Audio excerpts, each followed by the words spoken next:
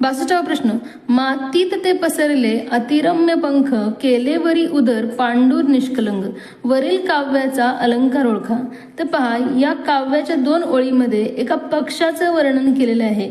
पक्षीने आपले पंख मातीमध्ये पसरलेले आहेत आणि उदर म्हणजे काय, पोट वर करून तो तिथे पडलेला आहे असं वर्णन केलं. मग ज्यावेळेस एका काव्यामध्ये एखाद्या पक्षाचं, प्राण्याचं किंवा व्यक्तीचं किंवा स्थळाचं हुबेहूब वर्णन केलं जातं त्यावेळेस तिथे स्वभावोक्ती हा अलंकार होतो. म्हणजे बी हे पर्याय इथे बरोबर असणार आहे.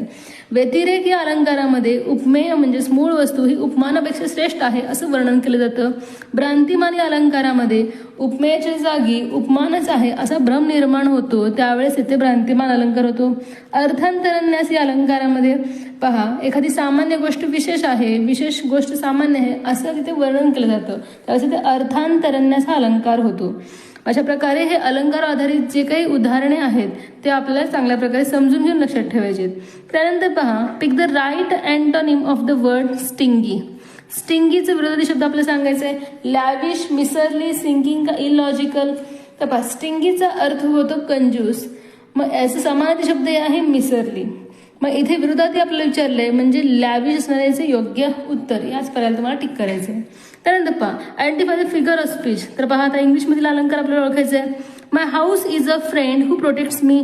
माझं घर हे काय आहे, एक आहे. मग पहा, इथे निर्जीव वस्तू सजीवाप्रमाणे वागते असं वर्णन केल्यावर चेतना गुणोक्ती म्हणजेच पर्सोनिफिकेशन हा अलंकार होतो.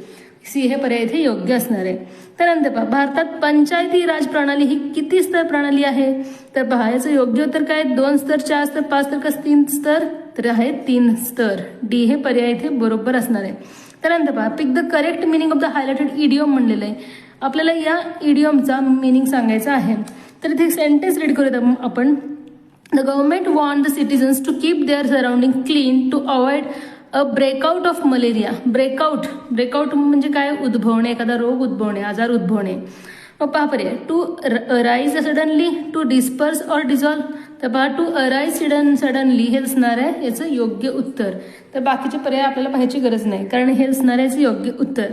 अचानकपणे त्याचा उद्भव होणे, एखाद्या आजाराचा उद्भव होणे. तर असे प्रश्न जर तुम्हाला आणखीन सोडवायचे असतील आणि तुमचा सराव चांगला करायचा असेल तर तुम्ही वनरक्षक भरतीचं हे जे काही पुस्तक आहे ते पुस्तक तुम्ही जरूर मागवायचं आहे. कारण पहा, आता विद्यार्थ्यांनो, लवकरच आपल्या वनरक्षक भरतीची जास्तीत जास्त जागा निघणार आहेत आणि भरती वाढणार आहेत. म्हणून तुम्ही पुस्तक लवकरात लवकर मागवा आणि तुमची तयारी आत्ताच सुरू करा. धन्यवाद.